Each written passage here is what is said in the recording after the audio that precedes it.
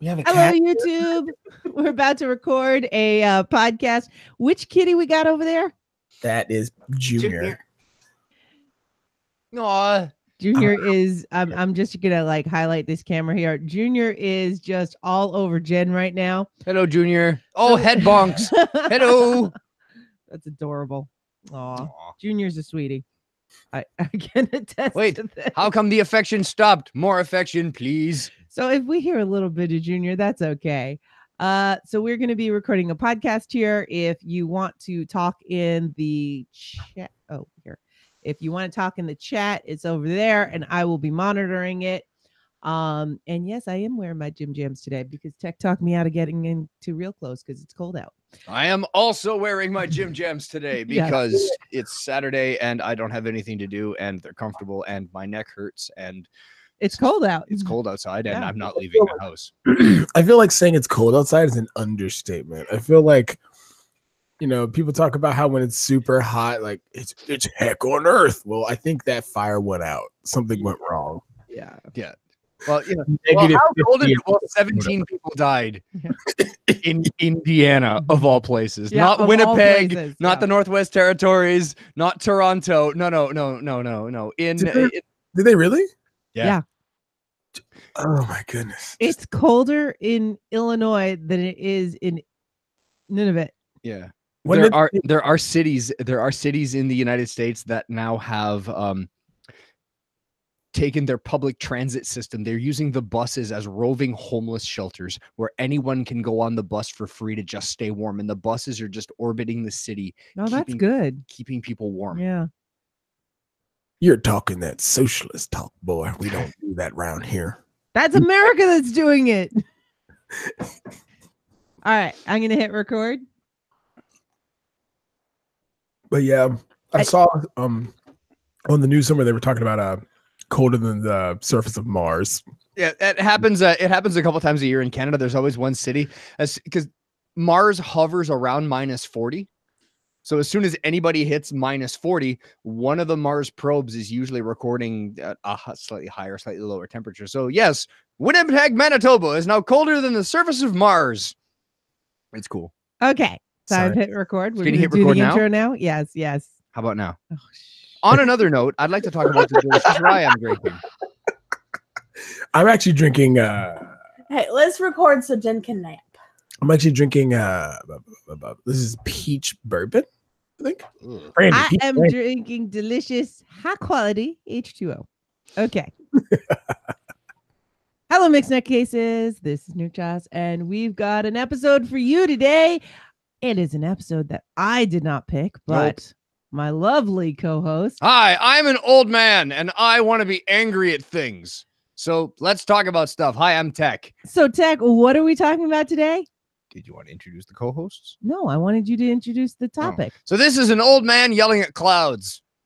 This is I am angry at the world. There are things that, being an old man, now that I have entered my 40s, and to some of you watching the stream and listening to this audio, I grew up in a fabled time of yore your parents told you about called the 90s. Now that this is over, I think you grew up in the 80s. and the 80s, yes, this fabled time of yore. He's so old he doesn't know his own generations of growth. Shut up, you.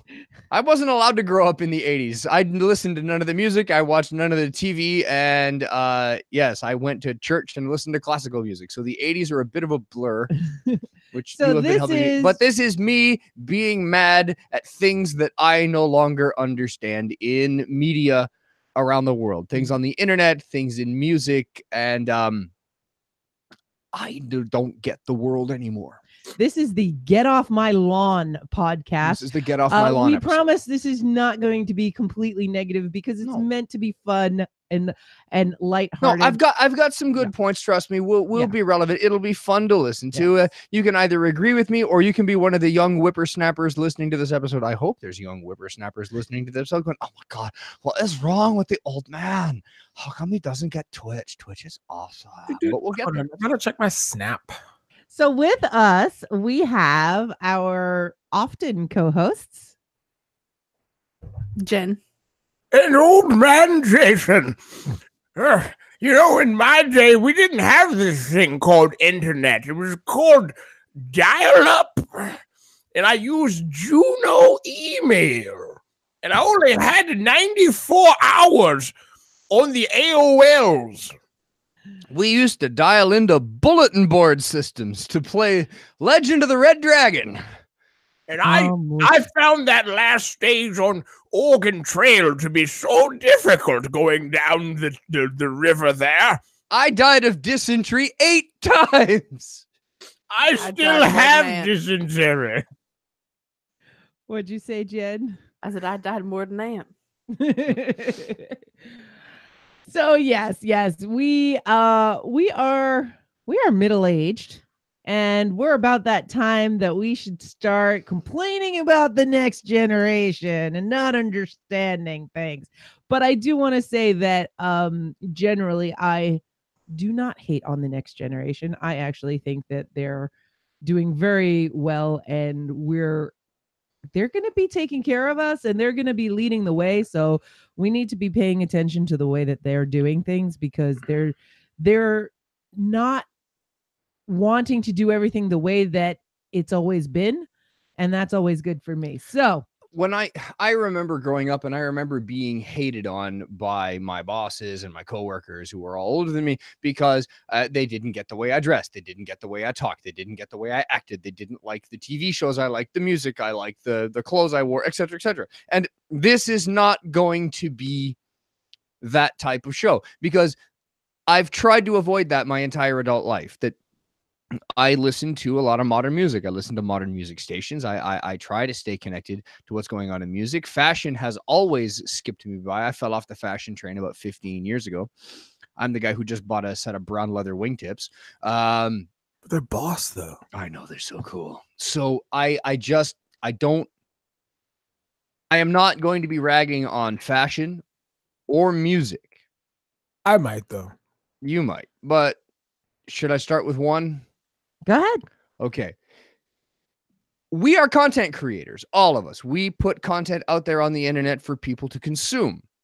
What bothers me with a lot of the younger streamers is that while some people can make a living at it, all of them are trying to make a living at it as their primary source. They're not putting content out there because it's fun. They're putting content out there to make money. So they all follow the same formula to try to attract viewers so that they can monetize the stream and get the ads and do the thing and get the sponsors. And this follows in 2 categories, and it tends to fall down gender lines. But if it's a stream or a YouTube channel aimed towards guys and young men and boys, guys, it's the guy who's like super excited, guys, who says the word guys every 4 word, guys. Oh my gosh, you guys, that's like so amazing, guys. Oh, guys, look at this. It's a box of Q-tips, guys. Oh, brought to you by Q-tip. Isn't it amazing, guys? Oh, guys. Not sponsored by Q-tip at all. But there is no content. It's just an ad in the most annoying, overhyped, overexcited style. We went through this in radio in the 80s and 90s. I mean, I don't want to watch it. It just pisses me off. You know it's a good steak. Going to Ruth Chris steak. Yeah, that's a good steak. You know, it's interesting, right? Like how our generation and the generations before us, you know, say how good, you know, how better they were at this or that, or how that the younger generation just doesn't understand this or that. But you look at them and they're actually just doing like mutated versions of what we did. Like what hits me the most with this is that how disingenuous it is. I mean, there's one whole category of streams where they're like, the first 40 people that comment will get this Xbox game card. And all of the numbers and codes are faked or already used. So they don't actually have to spend money. They just then explain to you that, oh, you weren't one of the first 40, bruh. Well, there was that like year that everybody was giving away an iPad or a MacBook Pro or a new iPhone or whatever. Like right now, it's I think it's like Nintendo Switches, Yeah. or gaming headsets, and it's funny you talk about how the content creators, it also like I've slowly started getting into actual game streaming, but like I need some more hardware to do it effectively, like quality wise. And what I've realized is that, my goodness, is that a deep end of things. Like I didn't know it was had gotten that deep, right? Like, you always hear about the Twitch and things like that, but when you actually start looking into it, like it is already saturated. Like, oh yeah. Yeah. By the way, I got a great book for you if you need some help. Oh yes, I heard this guy. Yeah, this guy wrote a book called Twitch for Dummies. And the worst part, and who wrote that book? That would be Mr. T. Morris himself. Ding! One of the old fogies that should be on this podcast. Oh, I should have invited him, but then we'd never get a word in edgewise. So, I will tell you one thing I'm not going to rant about is Twitch, because I like Twitch I like YouTube streams, and we're on a YouTube stream right now. Yeah, and I do like video game streams. I watch quite a few guys. Jingles, props. Fly, props. Pooh. Grand Pooh Bear, big props. Even though he's got robot legs, he's that's even more reason to for a disabled streamer with no real legs. Grand Pooh Bear does an amazing job of kicking Nintendos on a live stream at Awesome Games Done Quick. By the way, like one listener is getting your jokes right now. He broke the stream. He broke the game by accidentally kicking the Nintendo. Anyway, the point is, I don't mind that. And I heard there was a comedian we were watching that had actually a great joke about this, about an argument with his son. It's Fluffy. Yeah, it's Fluffy. Gabriel Iglesias? Iglesias. Yeah. Was talking to his son about my son was watching other people play video games. And I got mad at him. I'm like, why are you just watching people do something you could do yourself? And he said, but Dad, they're professionals. I'm like, but you could play the video game. I said, yeah, but Dad, every Sunday you watch football. You could play football. He goes, I didn't even argue with him. I just shut off the internet. But I will say that, talking about these streamers and everything and the different YouTube channels, and there's definitely ones that are out there just to get clicks and make money. And it is a bit frustrating. The people that are the most interesting content creators are not people that when they were growing up said, you know what? I want to be a YouTube creator and make money by my channel, because that wasn't an avenue.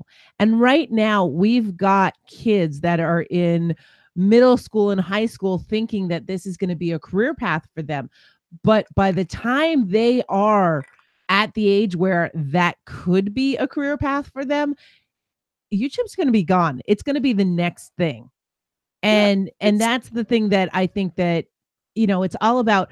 Find something you love and do it. And if it works and you can make money, awesome. That's just gravy. But it's the people attracted to the dollar signs. Yeah. And well, if this guy can be monetized, and I mean, the huge mega streamers, the people that are the most popular on the planet, I've tried to watch them.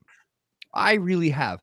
I do not get the appeal of PewDiePie, Lucas Paul, Ninja, all of those guys. I don't get any of them. I mean, and it's not, and we're not bashing them, and we're not trying to say they're doing anything wrong. No, well, obviously PewDiePie's not doing anything wrong if he is the most subscribed person on YouTube. He is rolling in metric tons of cash. He's not doing anything wrong. So there's obviously something wrong with me. Well, I know what it is. I'm old. Well, to be fair, though, there are those rolling around in metric F tons of money who do horrible things. Lucas Paul, we're looking at you. Yeah, look, hey kids, do you want to see a real dead body? No. Just let's not shade to my channel. Thank you very much. I'm gonna take all my displeasure with that, because I'm going to put it in a jar and put it off to the side, because that also feeds into why people still badmouth anime fans and people who identify as otaku. And yeah, it's just, But there's two things that come to mind when you look at these type of things. One, those mega church preachers. Yes. And also a medium that we love and do things for, podcasting. But you know, it's we can all attest here that almost all of the people we know that are podcasters started podcasting not to make money, not to, you know, I'm going to become the king of podcasting. It was because, prime example, like Sigler, like I have these books and I don't have a deal for them, so I'm going to put them out because people like them. Same thing with T, same thing with Murr, same thing with Cooley. I mean, they all did it because that was a medium and a way for them to get themselves out there, to have multiple hundreds, if not millions of people listen to their stuff. And for Sigler, to me, this may be wrong because, again, you guys have been podcasting with these guys for way longer than me, but to me, Sigler was the one that kind of hit it out of the park, right? Like he got the 5-book deal, like, and he was one of the big mega successes, and one of the first. Yeah. And the thing is, like, he started it because nobody would, like, he had to wait for him to get the rights back to the story that he started podcasting with. And when he got the rights back, he was like, well, nobody's publishing this, so let me put that out there. And at the same time, there were people like more well-established names like Tracy Hickman, that he had a book that he had put and was published and was in print, but was out of print. He got the rights back and was able to then podcast it because he couldn't print it or sell it again because, you know, the print rights were already spoken for. And that's The Immortals, by the way. You should really check it out. It's going to make you cry. But that, you know, these are people that they were like, I don't have an avenue. This is a new thing. Let me try it out. And since Sigler had his success, everybody's been trying to do the same thing. Yeah, everybody wants to be the next Sigler. But what people don't realize is that Sigler is a bit of a perfect storm, because as well as being a writer, he's also he also had a career in marketing beforehand. I mean, he's a hype man. Yeah. He's his own hype man / PR guy. Like, and to the point where he has multiple personalities. Like, sure. And all depending on how drunk on Tuwaka you get him, his cousin Frankie may come out. Well, and the other thing is, the other thing is, you've got to realize that it's like, oh, I want to be the next guy that does this. Yeah, there can only be one first guy or the first wave, you know. And so that story of, I wrote a bunch of novels and podcasted, and now the big three are looking at me. It's not going to, if you go into it with that idea in mind, number one, those guys, and I say guys collectively because it's not all men. Oh, guys, come on, guys. Those people, those authors, they didn't go into it thinking they were going to get anything. That's why it worked, because it was a no holds bar. I just want to share my art. And that's why it worked. So when you come into something and you say, I'm here to make money, I'm going to add ASMR into all of my YouTube videos because that's really selling right now. This is the sound of my beard. Hey, when we grew up, this you know, is the sound of my pen. You know, when we grew up, you know what that was? I'm doing my pen. Hey, you know what that was called when we grew up? Barry White. Yeah. But Marvin, I mean, leave the snakes alone. And I don't mean to knock people that are into ASMR. I mean, if that's a thing, all the more power to you. I know a lot of people, they do it and they do it because, you know, they have ASMR, and when they make the videos, they know that they're helping other people. And a lot of people say that it's really relaxing and it helps them sleep. Our little brother uses it to fall asleep. Zero. Oh, I didn't know that. Yep. Cool. Serial killer? Yeah.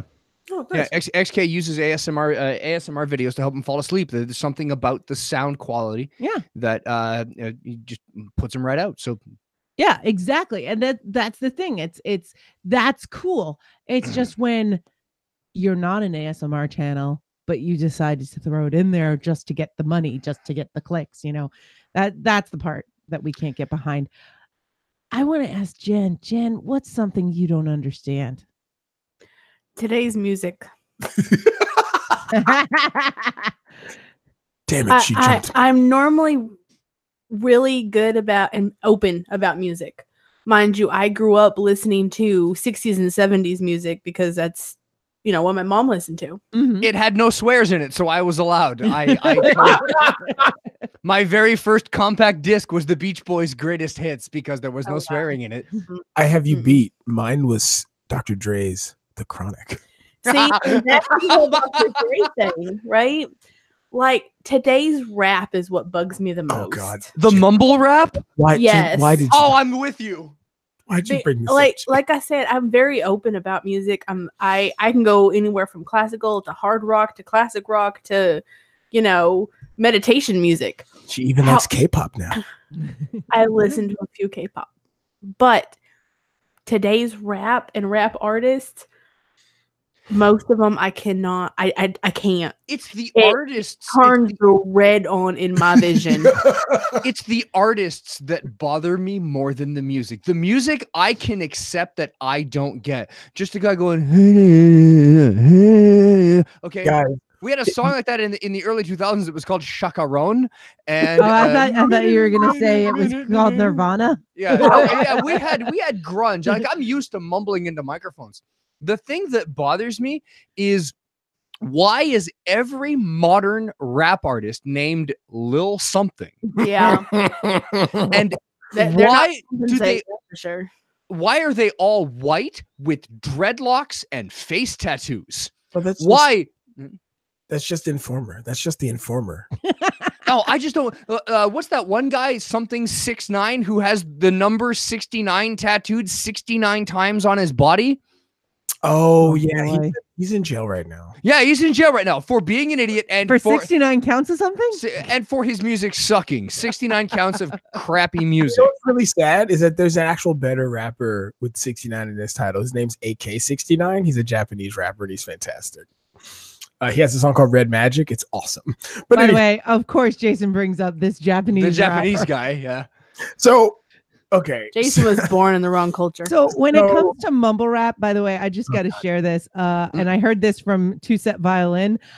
Mumble rap is like the sound of your little brother or some little kid that got so upset that Okay, he can't That's breathe. not Two Set Violin. No, who was No, it? that's Trevor Noah. Oh, was that Trevor Noah? Yeah, Whoops. it sounds like, the sound of mumble rap is the sound of a kid having a tantrum. Yes, yes. I think it was Two Set Violins that said playing the viola was what playing the viola is to a violin what mumble rap is to. Oh, that's why I got That's what confused. he Thank you. But it's funny, right? Because we all know a certain fellow who raps and he's fantastic. His name is Devo Spice.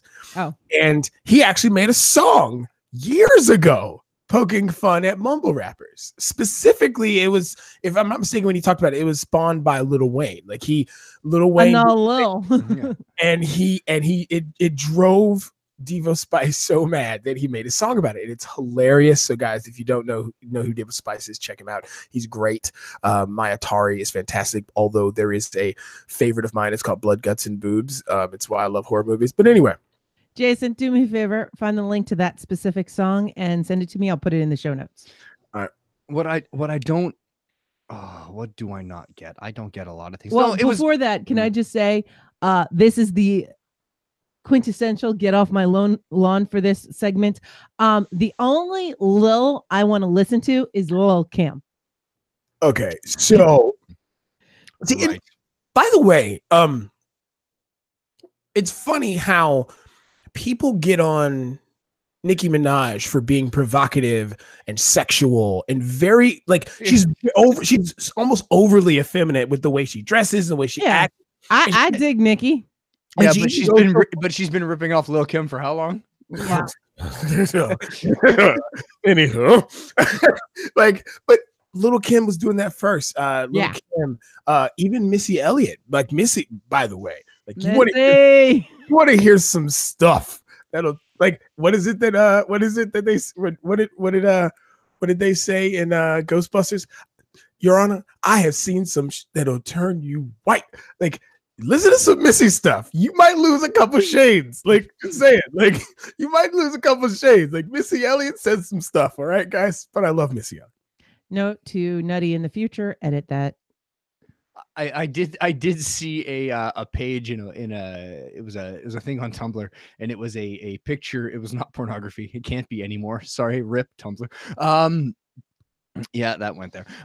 So it was a picture from the cat the Cat in the Hat, and it was Missy Elliott lyrics. It's like I put my thing down, flip it and reverse it, and thing 1 and thing 2 are upside down. So that's awesome. Okay, cool thing is you brought up Dr. Seuss, right? I ran across a video the other day, and it's one of the reasons why, and I actually posted this and was saying this is why I don't listen to modern rap. It was a guy reading a Dr. Seuss book in the style of what modern rappers do. And my thing is like, if your lyrical form and framing can be put to use by Dr. Seuss, you're not doing it right. I'd like to see them do that in the style of old rappers. I am going to do all of the Dr. Seuss books in the style of Busta Rhymes in 4 seconds. I love Busta Rhymes. How would you not? It's Busta. We talk about, it sounds like we're just complaining about new rappers and things, but you got to realize that all these young rappers talk about how they love the old style of rap and they pay homage to the guys from back in the day, but like they don't. But you don't see guys paying homage to the Wu. You don't see guys paying homage to Dr. Dre or Snoop Dogg or Warren G or NWA. You don't see people paying homage to Eminem because, spoiler alert, Eminem is an old man now. Like he's still good. He's still technically the best rapper in the game right now, although there are guys on his heels: Kendrick Lamar, Bruno Mars. Bruno Mars can rap. Yeah, mm-hmm. Bruno Mars is probably the closest thing we're getting to he's a great funk artist. I gotta, Oh God, what's the word? Renaissance man. Yes, thank you. Like he's a musical Renaissance man. Like when he did that performance at the Super Bowl, it was one of the first performances in the Super Bowl that I can remember since, when Michael Jackson did it, that I was like, wow, this is entertaining. Like he's a performer. He's a natural born performer. And he paid homage to people like Prince, to like James Brown, to Michael Jackson for the way he danced, the way he performed, the way he acted, the way he interacted with the crowd. Like that's the type of stuff that people should be emulating, not forgetting how to enunciate. And what I don't get about the look and the style of these guys is I didn't really get gangster rap either. The whole idea of trying to be hard, trying to be tough, the whole NWA thing, how many times you shot at a police officer was worth more than lyrical skill to a lot of record companies at the time. And we, like foolish people, bought all the albums, and then we got flooded with this violent rap music that a lot of it wasn't that good. Some of it was great, NWA. Some of it was not. Everything else. 50 Cent. I got shot 9 times. Well, learn to duck, Curtis. I know why you got shot. I got shot. No, I got shot for real. I forget what it was, but 50 said something on Twitter a couple months back, and Tech was reading it to me, and I'm like, yeah, I know why he got shot 9 times. Because it's like he was playing Diablo, but he forgot he was standing in Molten. So the modern trend in music, at least in rap music, seems to be not that you're a violent gangster, but that you have to be some type of like strung out heroin addict. That's the hardship that you have had to overcome to make your career in music. A lot of that purple drank. Right. A lot of that or whatever it is, but they all look like that guy on the street dancing for nickels. It's the guy from Dave Chappelle with the umbrella when he did the skit on Puff Daddy's Making the Band. Exactly. Oh, his butler. Speaking of, I think it was Zach Mann who posted in the comments where he was wondering about why it was a Dave Chappelle and somebody else were bashing on Black people, like how that has kind of become in vogue, right? Like Key and Peele do it. Dave Chappelle kind of started it. Chris Rock was one of the first who started. Like Steve Harvey's made a fantastic career out of pointing out the inconsistencies in Black culture and so forth. And at first I was sitting there thinking, like, that's not a get off my lawn thing. And then I was like, well, actually, yes, it is. It's because it's pointing to something that a lot of the newer and younger generation doesn't have. And that is a stomach for self-critique. And but it's not new. I mean, Richard Pryor was doing it absolutely. in the 70s. Absolutely. Like comedians nowadays couldn't have a career if it wasn't for people like Richard Pryor, Red Fox, Robin Williams. Eddie Murphy's Raw changed comedy. It's one of the greatest things ever put to film. It is. It's really good. And, you know, and people think, like, prime example, like Dave Chappelle, people thought Dave Chappelle was a trailblazer when he did Clayton Bigsby, the black white supremacist. But that was done elsewhere before. Yeah. You know, a guy who worked with Dave Chappelle, Paul Mooney, made a character very similar to that. His name was Homie the Clown.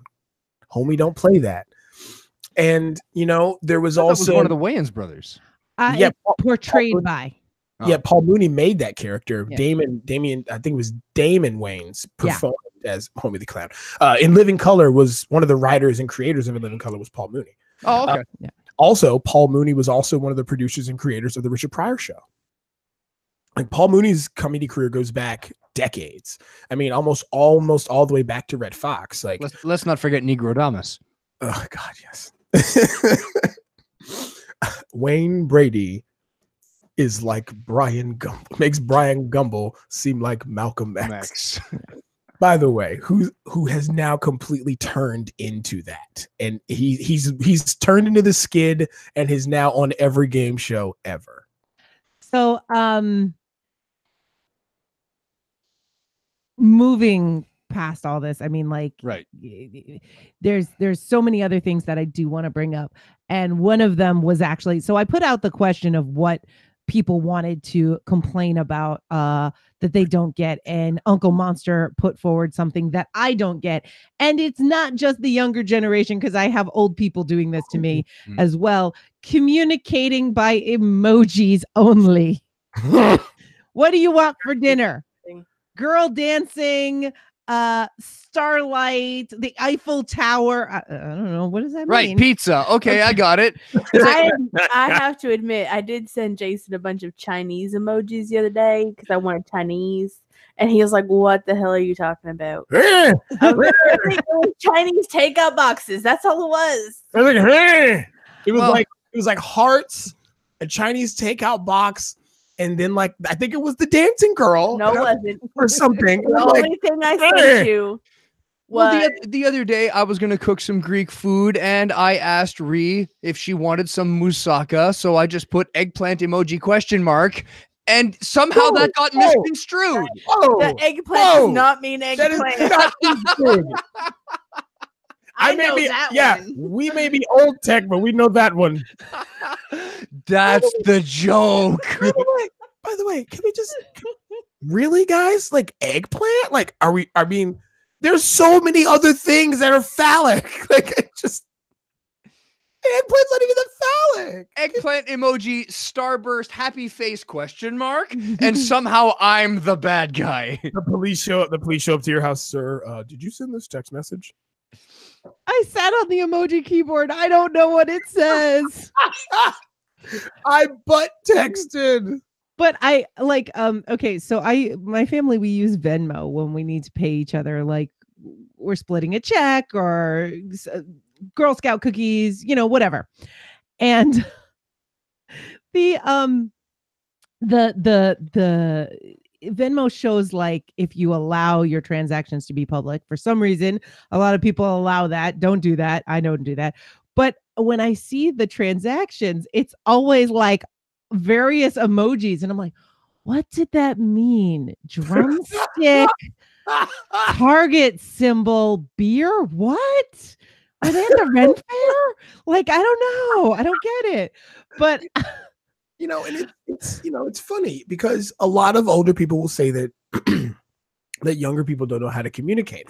Okay, wait. I got to add on, by the way. Like I said, I got people in their 70s and 80s that text me emojis, and I'm like, I don't know what that means. Now, granted, the one in her 80s, most of the time she just texts me emojis that she knows I like frogs, dragons, clovers, red heart, puppy dogs, and kitty cats. But seriously though, like they one of the things they criticize the millennials. Oh God, I use the M word. They say they don't know how to communicate, but in reality, they do. It's just that they communicate through different mediums in different ways than us. Like, prime example, right? Older people have no problem calling you on the phone. Like they will call you. If I don't understand something, I'm going to call you. I'm old. Yeah, like. Me, I've decided that like the only people that call me, like physically call me, are either bill collectors or family. Like that's the only two. Like anybody else, it's like they message me on Facebook, they send me a text, they'll send me a PSN message like, "Hey dog, want to play some Warframe?" Yeah, sure. Or it's family looking for money. Yeah, sometimes that. Yo, cousin, where's my $40? Yeah, I paid you that back like 20 years ago. Are you sure? And then you'd have a 40-minute debate about it. By the way, this is why you use Venmo.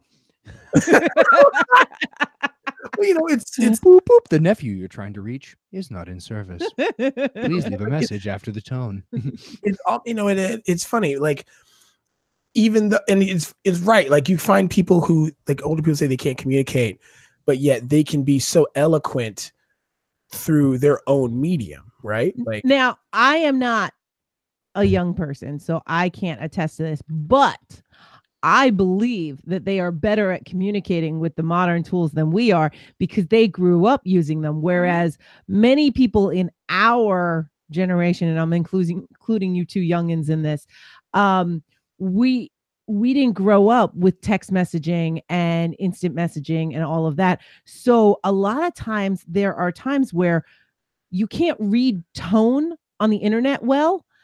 And so sometimes there's, miscommunication, or, you think you said one thing and somebody read something else. Case in point, how Tech and I met, we started out with a fight because he thought I was being insulting and I was actually, sarcastic, and I was actually being sincere. But I think that because they grew up with this, they actually know how to use these tools to convey tone, and they know how to read tone better than we do. Well, I mean, think about it, right? Like imagine what happens to the younger generation when the internet goes out or they can't get to their cell phone. Like they lose it. But for us, that was, oh no, the telephone's out. Or the power's out. I can't read this book. Like one of my coworkers grew up in a rural area and was trying to explain to our students, what a party line was. I was like, well, what do you mean it rings in every house? Like, doesn't your phone ring? He says, yeah, but 6 rings meant it was for me. And if it only rang for 5 rings, that was for Old Man Johnson's house, and I didn't pick it up. Wait, so you could like listen into other people's phone calls? Yeah, of course you could. It's a party line. I don't get it. No, you don't get it. Well, I mean, you got to think, how many households nowadays actually have a landline? Not ours. Very few. Not mine. Most of the ones I know that have a landline, the landline goes to an answering machine, and it's never picked up because it's nothing but bill people. I was at a mall the other day, and there was a one of those little kiosks in the center of the mall that's always selling crap you don't want with really overly pushy salesmen. And one of them was a cell phone kiosk for some company I'd never heard of before. And they had a little sign on the counter that said, why use a cell phone as a landline ? For your house. And then it had like a little blurb of text explaining why you should use a cellular cell phone telephone as your landline, as a replacement for your landline. And then I thought to myself, it's 2019. Is this still a problem? Like, what demographic are they aiming at to try to get cell phone customers? Your parents. Yeah. Who would use a jitterbug guy. Yes, exactly. Well, I call my mother during the day to whatever. And I'll Yeah. call my mom during the day, and my mom will still look at me and go, well, it's before 6. Are you sure you should really be talking to me right now? This is very expensive. Mom, I get unlimited calling on my phone. Are you sure? Because, well, they could surprise you on the bill and it could be very expensive to talk to me right now. Mom, it's fine. My cell phone plan is not from 1974. Trust me, I have a long distance. There is no such thing as a long distance plan anymore. I'm okay. I remember when I first got my cell phone, I was 18. That was the youngest I was allowed to have one. And my mom would call me up, tell me this really quick message, and then hang up. And I wasn't allowed to call her before like 9 p.m. Oh gosh, those were the days. And like everybody in my dorm, because I had the dorm at the time, like nobody was allowed to call me before like 9 p.m. And then, you know, after 9 p.m., your phone blew up. Yeah. Everybody ready to talk. You know, it's it's funny, right? Like how we have become so beholden to technology, right? Like one of the reasons why I think we see such an influx of people trying to be monetized content creators and people who have developed this new form of communication is because of technology. Like technology, you know what I'm saying? Advanced technology for us was the fact that when the internet came out, you could do this thing called Napster and you could download free music. Like the new technology was this thing where I could talk to someone instantaneously over long distance through a certain thing called ICQ. Huh. Uh-oh. You know what I'm saying? Like those blew us away. Whereas now that has turned into my phone. Like, and how, you know, also like it's changed how we perceive information. Like, Star Trek in the 1960s perceived that we would have a device in our hands that held the entirety of human knowledge and communication. It is now real. yeah, It's called a phone. well, dude, think about it. Think about this. Like, think about how immediate news is now. Like, if something happens a world away in another country around the world, we find out about it within the next 15 minutes.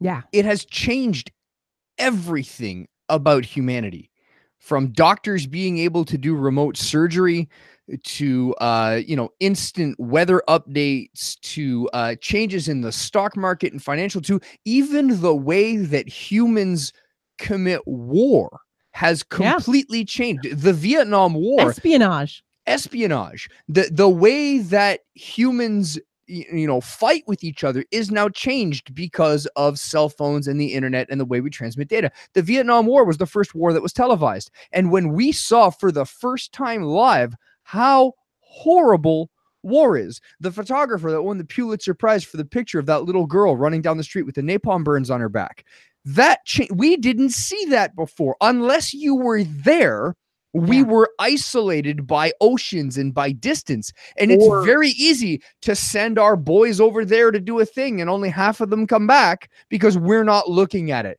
Now that we're looking at it, everything changes. Yeah, and you also can see that to a negative where people as a whole, old and young, have grown impatient. Like they're not willing to wait for information or for something, right? Like how often have, you applied for a job or something and you're like waiting to see, like, have they received my application yet? Because it's all digital now. Like you're sitting there like, did they receive it? Did they think it? And like back in the day, you would go physically write on this piece of paper, give it to someone, and then you knew you probably wouldn't hear back for the next week or two because there was some poor schlub in an office going through 150 different pieces of paper and resumes trying to figure this out, where now there's an actual business for where someone else will digitally go through these and say, yeah, these people fit the criteria for your job. So my opening rant was about what I hated what the guys do. Guys, you guys like those guys like guys. So now I need to talk about the girls. I'm going to open this can of worms, D-Tech. Now I want to talk about the girls. Oh, boy. I think I know where you're going. And the term, I think, is brand ambassadors. Or what's the term I'm thinking of? I blanked on the term. I had to go downstairs and look it up, but I can't remember. Influencers? Yes, the brand influencers. So it's not people that are just popular on social media and whatnot. These are people that are specifically there to push a product. Right. And Yes. there's this huge influx of, I see a lot of this with girl streamers that want to be known as corporate shills, and they want free stuff and free product and free advertising and free hotel stays and free cars and free everything, so that they can then say that I have a new Lexus and I have this because I'm a brand influencer. I love being able to do this. No, you like free stuff. And what we talked about before, song about that. And I'm not just hacking on girl streamers, because I do watch a lot of them. Some guys of them, do it as well. Guys as you do said, it too. They're the ones that are, hey guys, I got this Ferrari. You want to know how I got this Ferrari? Hey guys. Right, but I'm gonna name a name. Uh-oh. Supercar Blondie. Oh, I don't know. I despise Supercar Blondie. So Supercar Blondie. What is that? So Supercar. So she's she's a very pretty girl. Most of her videos are in Monaco, so obviously she's got a lot of money. Most female streamers who are brand influencers are, some of the hottest people on the internet. Right. So she's very, very pretty and very statuesque, and it's always her on a street somewhere in Monaco, or in some other like fabulous beach resort. And then it's like, hey guys, always with the guys, I get access to the brand new Lamborghini Veneno, and we're going to take it for a test drive today. Isn't it amazing? And all of her videos, these are the things that she showcases about the car: how to open the door, how to get into it, how to close the door, how to start the car, and how to drive it at a maximum of 15 miles an hour. And then it'll go down the street in park and then back up the street idling on the brake. She'll park it and go, oh my God, that was amazing. I could really feel the power of the 700 horsepower. No, you couldn't. You had your foot on the brake. I saw the tail light glow the whole time. You didn't do crap. But she has got a following of millions of people who want to see a pretty girl get in and out of sports cars. But I don't get it. And the thing is, all of these supercar bloggers and Supercar Blondie and one of the, hey guys, guys, like, hey guys, two of them have fallen for the biggest scam in cars. This thing called the Devil 16 out of Dubai that was supposed to have a 5,000 horsepower engine and had no brakes, no cooling, no aerodynamics, and was a complete and utter sham. And they were complicit in pushing this scam on the rest of us. For shame, boo. But there's all kinds of stories out there. I'm sorry. Are you saying we can't trust influencers? No, these social media influencers. And I see like horror stories of them. And it goes back to what we were all saying before. It's put the content out there of what you love, and the money will follow eventually. It may not be a lot of money, it may not be any money, but put the content out there for the love. If what you're putting out there is your love of money, and you're just, I'm a social media influencer, so I think I should get food for free because I'm going to Instagram it, and therefore you're going to get publicity from me. No, that's not how that works. That's the marketing promise backwards. Yeah. It's once I recognize you, once you are recognized, I may give you a product. But even then, it's like you see people that they started out, like for instance, like with makeup bloggers or whatever. Or vloggers, sorry. And they start out and they're completely honest. And then as soon as they get sponsored, it's, you have to use the MAC this, and you have to use and it's all these brand names that you actually have to use, and that anything else is just gross. And you're like, yeah. No. In the long range shooting world, there was a blog that I followed for a long time. And the thing that made him cool is that he worked in the quality assurance world, as a day job, and as a shooter, he was testing products with no bias using science. So which is the best scope to put on my rifle? And he would hide them in bags and then put an optometrist's vision chart out at 100 yards and then look through the scope in the bag so that he had no bias as to which one was which. And he was using real scientific methods to prove which ones were better. And it had nothing to do with price tag or brand. It was just, these are the ones that scientifically, like Consumer Reports style. Right, these are the ones that are the best products. And then about 2-3 years after doing this, I go to his website and it is festooned with ads. And now it's, hi, I'm going to give you an objective report brought to you by Brand X. Number 1 best product is Brand X, mysteriously. Number 2, Brand X's off-brand, Brand XY. It's well, no, now you've sold your objectivity for cold hard cash. And I hope it was worth it because I stopped reading your blog. And I'm not giving you clicks anymore. And for everybody listening, we're not saying that selling out is a bad thing. In fact, everyone that goes into business, we're not saying sponsorship is a bad thing. We're saying selling out is a bad thing. Well, no. Hold on.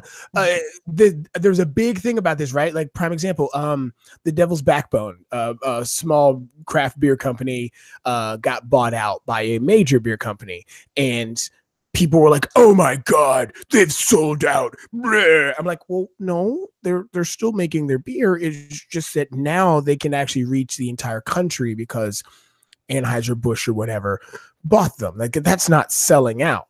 Like if you like Teg was saying, like if you've decided that your opinion and your following is worth this much to brand such and such, that's selling out. So Shane, am I the only one with a ska song in the back of my head right now as we're talking about this?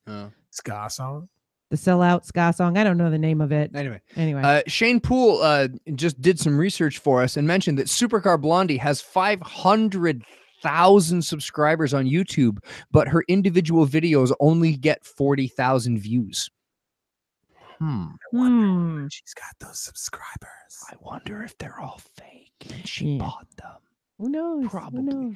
But we just got wanting to see a hot chick. Yeah, there is a story of one of these media influencers as she was planning a holiday in Ireland with her boyfriend and sent a spam message to every hotel in the area saying, I'm a social media influencer and I have this many followers on Instagram and I would love to stay at your hotel and we should be in a partnership where you give me the room for free and then I'll post pretty pictures of your hotel on my stream. And one of the hotels actually got mad and sent her back an email saying, we have more followers on Instagram than you. Why would we need you as an influencer? No, you can't stay here for free. And then she just did, in her 19-year-old mind, could not understand rejection and could not understand why what she was doing was bad and as to why the mean old man at the hotel was being a mean old man. Yeah. You bring nothing to my business. Go away. So there's when you're on Facebook and you see those ads or whatever, there is one that I saw not long ago and it looked like just a woman going on Facebook Live. And I was like, okay, what is this? So I look at it and she's showing how she curls her hair with this special flat iron, blah, blah, blah. And I'm like, and she's got her kid interrupting her and it's like a 40-minute video, but this is a Facebook ad. So now the ads are trying to look like the influencers. Oh, I get that with video games all the time. I'll get a Facebook ad for some type of like new cell phone game. And the video is the game, but it's a picture-in-picture of a super hot model pretending to play the game on her phone. Yeah. And then it's, oh, what am I going to do with the dragon? What do I have to press this button? It's so good. Look, I won. It's so easy, you guys. And then click here to play this game. I don't care. Well, you know what this is an extension of, right? We all remember the time when you would go to convention and there was booth babes at convention. Oh, the booth babes. We all remember. Which, by the way, professional conventions still have them. And in the geek world, it's pretty much shunned on these days. And if you call even somebody that like is a professional cosplayer that has been invited, they are not booth babes, and it's Yeah, but if you're a professional group of Korean models, Spiral Cats, and you have been hired by Blizzard to shill their professionally made fiberglass tummy-bearing costumes and go to all of the BlizzCons and wiggle about as a I sexy think witch hunter, that's pretty much done these days. though. you're no every year at BlizzCon, Okay, you're a booth babe, whether you. but yeah, Sorry, I don't like that term. no, and I don't either. Yeah. That's why I'm using yeah. it. I'm using it vitriolically because and the hard part is the Spiral Cats, they're really pretty. Like really pretty. That's a whole other thing. I mean, because cosplay is a whole different thing, and not all cosplayers make their own things, and there's lots of intricacies there. I can't speak specifically to BlizzCon, but I do know that most conventions have moved away from that. And there's nothing I despise more than someone who describes themselves as a personal cosplayer. Professional.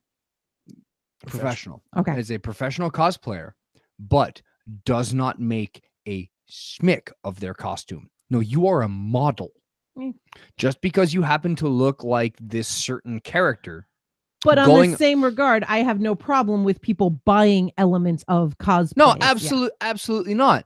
But you cannot call yourself a cosplayer if you are not, one, playing the character, two, doing it for a little bit of fun, or three, involved in the creation. If you're just donning a costume. If you're donning a costume to win medals at a convention, right, to then put on your Instagram, then no. And I remember we were at Balticon and there was that one cosplayer, I forget what she was dressed as, but we asked her what an element of the costume was, and she got very, very mad at us because she didn't want to tell us trade secrets. Oh yeah.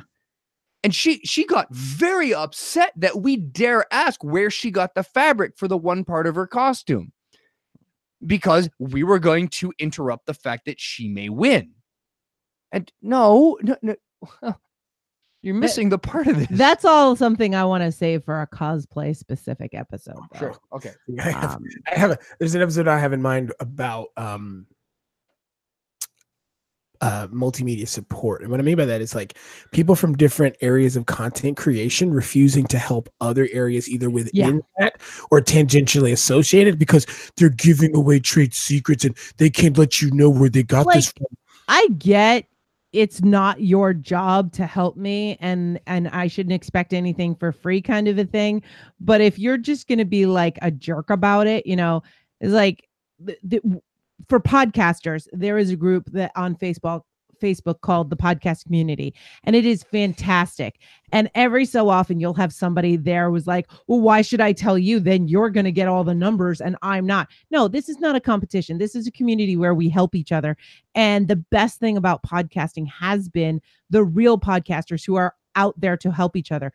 Jason, when you had issues transferring your website, like you got help. Yeah, because dude, I think Nutty we were on the phone doing this like to what, like it was like 2 in the morning, 3 in the morning, something like that. I can't tell you how many times I've walked somebody through creating a podcast for the first time, and I get no money from it. I just am happy to share the knowledge. And you know what? People say to me, well, why don't you charge for that? I'm like, because then they wouldn't make their podcast. Most of the people that I'm working with, they're people that have no money to start out with. And there's this idea that I need a fancy mic, I need a fancy setup, I need expensive hosting, and I could never get into podcasting. No, you can't. How many times have I helped movie makers, podcasters, and book writers with technical consulting? And when they ask me, what will it cost? I say, buy me a beer the next time you see me.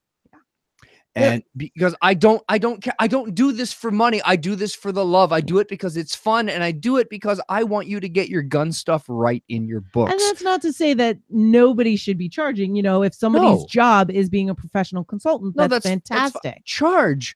But you're also not giving away your knowledge to like, what's his name? Something Patterson. Nicholas Sparks, whatever, any of the really, the guy that no longer even writes his novels and has mega millions. You're not giving it to him free. You're giving it to the self-published and small published people that are trying to make it. there's so many barriers to entry. There's so many barriers to entry outside of a lack of knowledge or not having help so you can understand the knowledge you're getting. Like there's the very entry to just getting over your own social anxiety of talking in front of a microphone, listening to yourself. I mean, coming up with ideas, all those things. There's so much things that are barriers to getting into this. Heck, when I first started podcasting, I was told that the golden rule was, you want to make it past 10 episodes, right? You wanted to get at least 5 in the can because most podcasts didn't last past 10 episodes. They pod faded. And when I first started, that was the biggest fear I had, that I could not make it past 10 episodes. Speaking of, that's how Jen got involved in this, because I was like 4 episodes in and I needed a co-host, and Jen was being supportive.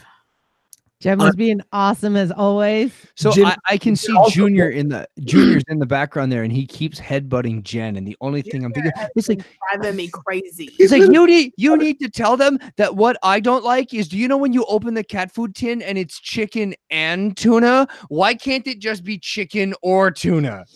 Or both, maybe. 2 separate cans. 2 cans. Hashtag 2 cans. That, by the way, that would be a great rapper name. 2 cans. Oh yeah. Oh wait, it's 2 shades. No, 2 cans. And it's like a can of like 2 cans of tuna, just like hanging on like gold chains around his neck. See, and I'm just wondering, is his first name Sam? By the way, I was just about to say, Fruit Loops, if you're hearing this, please make 2 Can Sam a rapper. So I will say, and this idea of, and I'm gonna say that this mentality of helping people for the love of whatever it is that you're helping, this is anti-gatekeeping, because gatekeeping is creating a barrier and preventing people from getting to where you are. We are for the anti-gatekeeping, and that is actually a millennial trait. Right. So go ahead, Jim. You talked about Twitch earlier. Twitch is super anti-gatekeeping, right? Yeah. Like, Twitch has so many functions for its creators, right? Like they can do the raids where they bring their community from their stream to yours. And they actually just got caught with something and reversed it because of the fans. So on some of the medium to low end streams, they were running ads for Ninja and a couple of the other like super high end streamers, which the content creators then going, why are you running ads for my competition on my stream? Like, I understand that's your big money draw, but if people are watching them, they're not watching me. And Twitch went, right, my bad, and canceled all the ads. Oh, that's cool. Yeah. So Shane in the chat just said, I helped my council getting the audio recordings of our meetings online, from helping buying the microphone to uploading the meetings. Yeah. And, this is all that new way of getting around things. Like, could you imagine, like, when we were younger, the idea of being able to access local council meetings? That's insane. Like, we never would have thought. But I wanted to tell you about this story. So years ago, I had a really hot stereo in my car. My stereo was so good, its claim to fame is I had a deaf girl listen to music in my car. Because she could feel it. Because she could feel the music in the back seat. So you're trying to say you're like Seth Green from the Italian Job? Never saw it. You wanted to see he did the Italian Job because he wanted a stereo so powerful he could blow girls' clothes off. Right. No, I made a deaf girl listen to music. That was like my claim to fame with my stereo. We love you, Anno. Yeah, we love you, Anno. And then one day I was in a local competition for my stereo, and I'm not doing very well. And there was a guy, another guy in the local car scene who comes in, and he was a bit eccentric, but he comes in and he like sits in my car and he listens to a couple of songs, and we had the microphone in my car and I'm not hitting the right numbers that I should. And then he goes into the back and he looks at my amplifier and he goes, I think I could help you.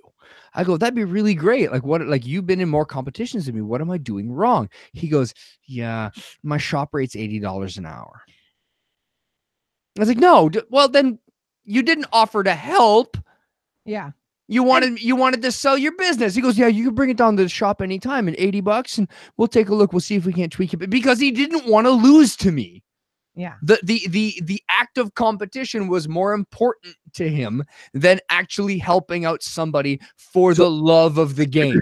So this hits on something that I have found that is a very interesting And again, if you went to this guy knowing that he had a business, asking him for free work, that would be crappy. Right. But this was somebody who offered help and then threw a price tag at me. One of the things that our generation and previous generations had, and I think it's a good thing, but it's also a very bad thing depending on how it goes, is the competitiveness. One of the things that has been developed in younger generations, and I was talking about this earlier, is like participation trophies, right? Mm-hmm. Like they don't want kids to they don't want kids to feel like they're a failure or to lose, right? So they all provide the, one of the best quotes ever was somebody was like, well, you came in second place, man. That's pretty good. And he goes, well, yeah, that's just the first loser. Yeah.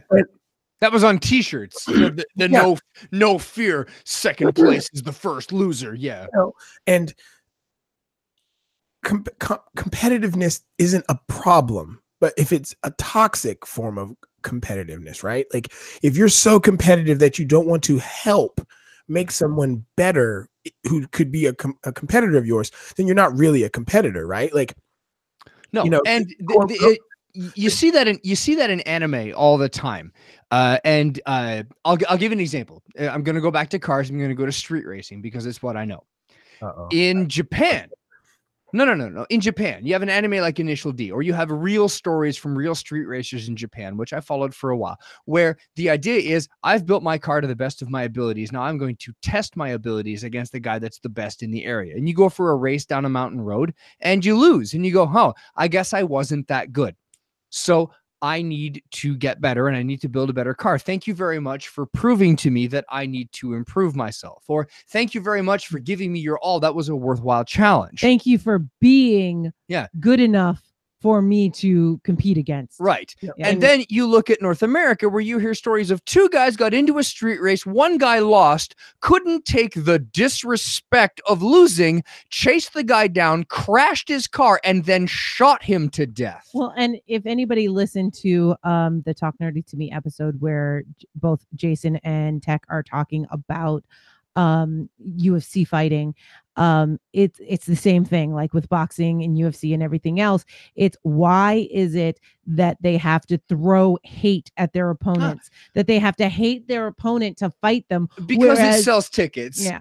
But whereas for where we come from in martial arts, it's wow, I want to fight that guy because that's the best guy out there. And I want that challenge. I want to be worthy enough to be able to fight that guy. I would love to hear a pre-fight interview with a world championship contender going up against Mayweather or going up against one of these like huge guys, Vladimir Klitschko or one of these great boxers. And they go, how do you feel going into this match? I'll be honest, Johnny, I'm scared to death. Have you seen the hands on this guy? He is going to put me in the ground. He threatened my family. He threatened my way of life. He said he was going to put me in a wheelchair. Like, I may not live tonight, but I've been training with a coach. He's the best coach I could find. We're doing really good. My cardio's up. I'm going to do better than the last game. I've been watching a lot of tapes. I think I'm going to have the best match of my life. I hope I win. Let's go. And one of the things that also that we love about the martial arts that we're in is that, and this is why I've been interested in solo sports, is that your only real competition is yourself. And that's how it should be. Yeah, and a lot of times it's not even a physical competition, right? It's you trying to get over a fear or some predilection where you think you can't do something. Exactly. And how many times are we faced with something like that in everyday life? Like I know, for instance, for me, when I was doing Inktober, I placed these rules on myself to get myself out of the idea that it has to look good, it has to be perfect, and that I can't share anything that's not good. And it's just like that. How many times do you have a challenge where you're like, I don't know if I can do this? And if you can push yourself, you either can or you don't quite do it how you wanted to. But if you don't push yourself, then you definitely can't do it. Yeah, it's, a lot of people, when they find out that I was in the military and I tell them I spent 6 years jumping out of planes, they look at me and they're like, "Oh my God, I could never do that." And I was like, "Why not?" Yeah, you could. It's really easy. Just there's You the open door. Fall out of it. I choose to never do that. The landing sucks. Yeah, the landing sucks. Kind of hurts, but honestly, you don't really notice it because honestly, the first time you do it and the first time you feel the parachute open, you're like, "Holy crap, I'm not dead." And you're like, "Wow." And then if you're my size, you go, "I'm falling a lot faster than everyone else." Oh, okay, nothing's broken. Like, and it's, like one of the, and it's a thing. I feel like our generation and previous generations have that competitive streak, but it's so toxic. Like they don't want to help one another. They don't want to, if they consider you competition, they will not help you because somewhere deep down they're afraid to lose. And that has now become a twisted thing in younger generations where the ones guiding them are like, well, they can't lose or they can't feel like they're bad at something. So we'll give them this participation award because they tried. I'm gonna give some advice. There's only one person that can be the best at something. Yep. And if it's not you, that's okay. Yeah. You can try your absolute hardest and come in second, third, or ninth. But if you tried your hardest, that's completely okay. You are not less of a person. You are not less of an athlete, less of a sportsman, less of a technician, less of a writer because you didn't get that number one spot. It just means that somebody else had a better day than you. So do not attach your worth to the place that you come in. Attach your worth to your effort. Yeah. If you are the best that you can be, then that is the best. And you know that the people that are the number one at these things, that's their goal, is to be the best that they can be, to make themselves a little bit better than they were before. They're specialists. Like Mayweather, he's a detestable human being, an utter trash heap of a human being.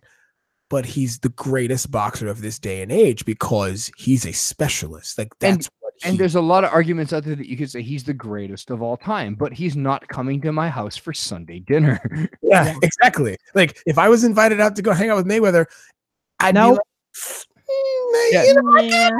I gotta work in the morning. Sorry, dog. I mean, it's a fantastic opportunity. Thank you so much. Please don't hit me. I gotta get up at 4 a.m. and I gotta be working 4. It's gonna be a long day, man. So there is one thing I do want to say about that whole participation trophy thing. The people that complain about participation trophies are the generation that was giving them out. Yep. And so the people that complain about this, and by the way, participation trophies have always been a thing. It's nothing new. When I was a kid, we didn't get well, I don't think we did, but when we played a game, I was on the Jelly Beans soccer team, and when we played a game, we got jelly beans. That's whether we won or lost. That's Timbit soccer for anybody who's Canadian. Yeah. It was.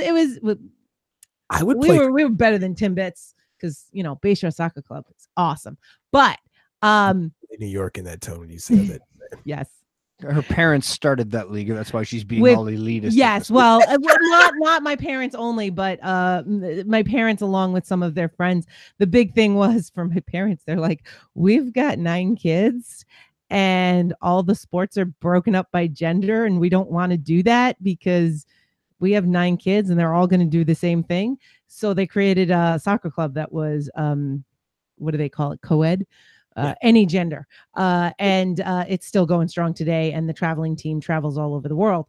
But the thing is, participation trophies don't actually make you think that you've won anything. No, like nobody thinks that. And the people that complain about it and think that's what's going on are the people that give out the participation trophies.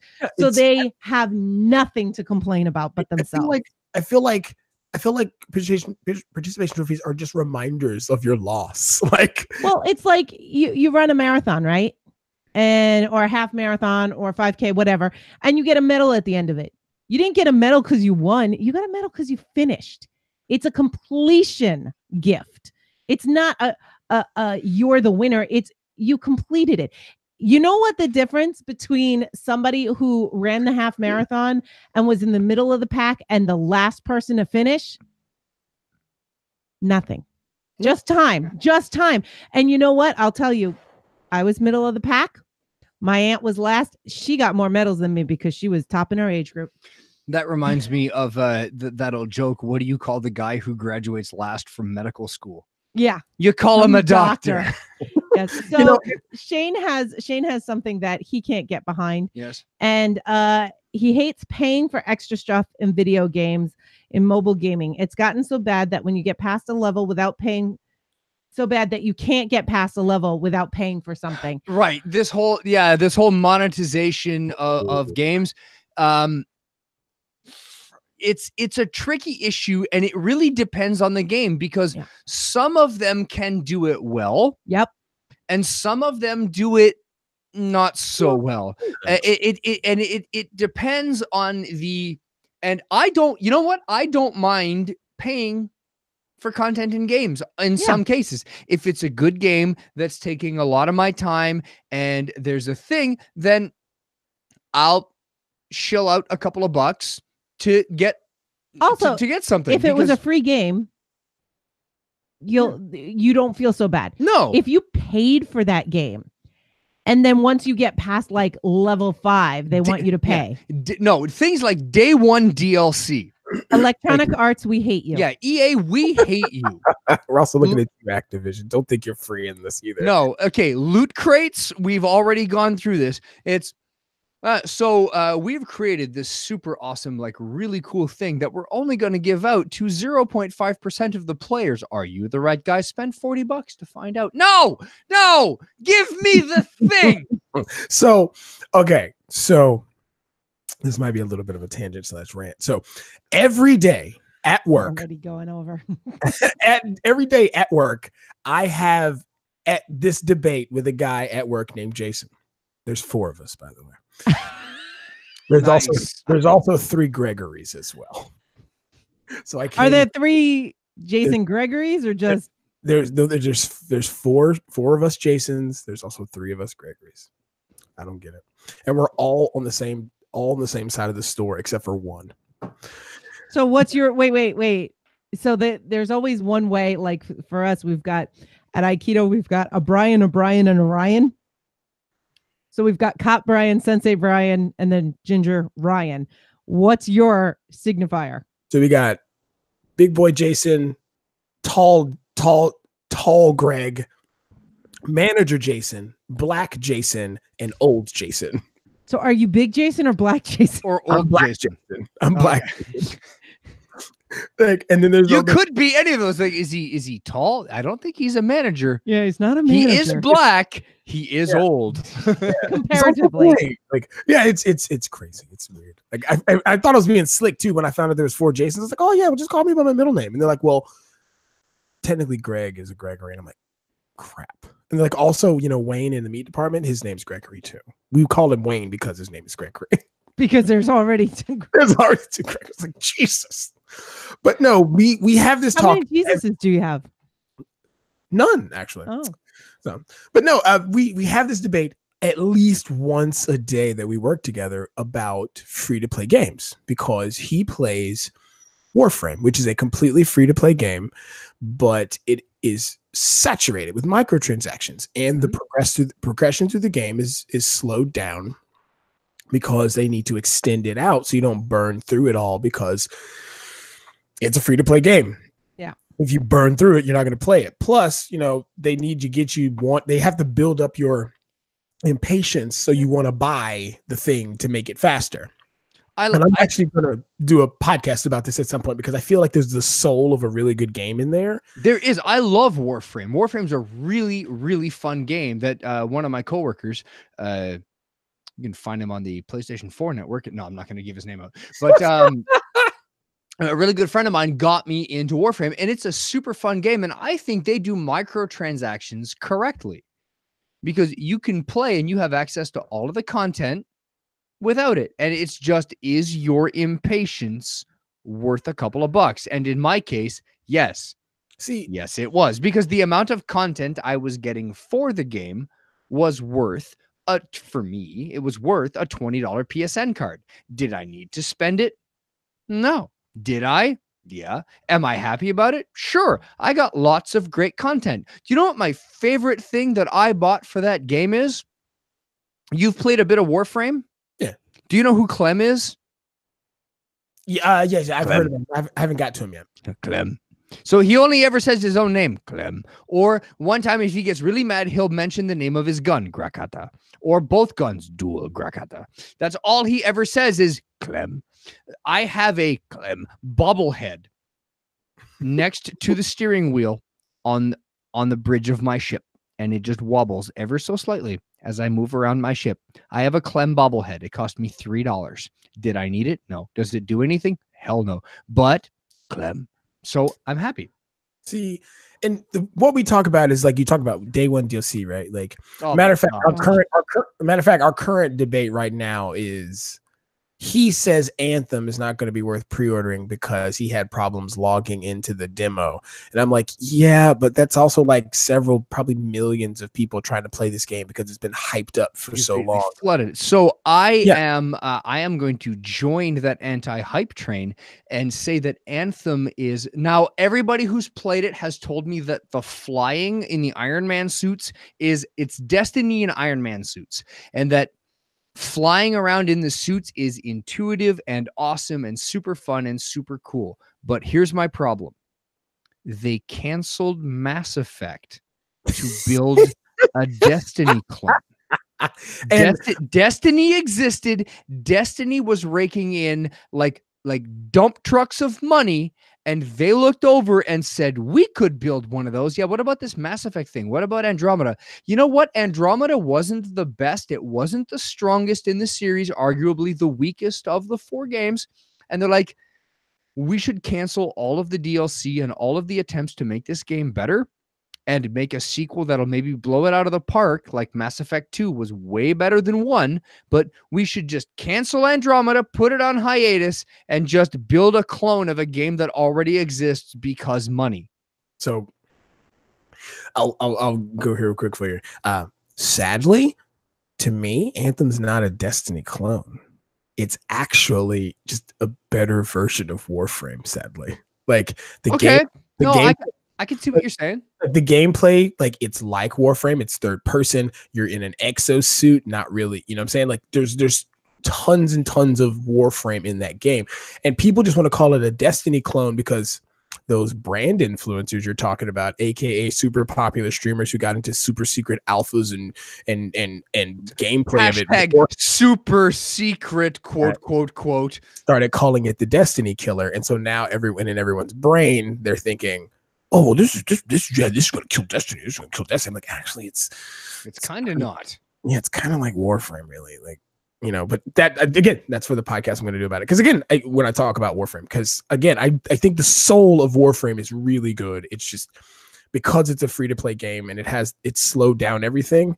Like the flow of that game can be interrupted because you're like, oh man, yes, I finally got this blueprint to make this new gun. Oh shoot, I gotta wait 12 hours. So dang. Yeah, and I finally got the pieces I need to build this gun. No, wait, I'm missing a piece.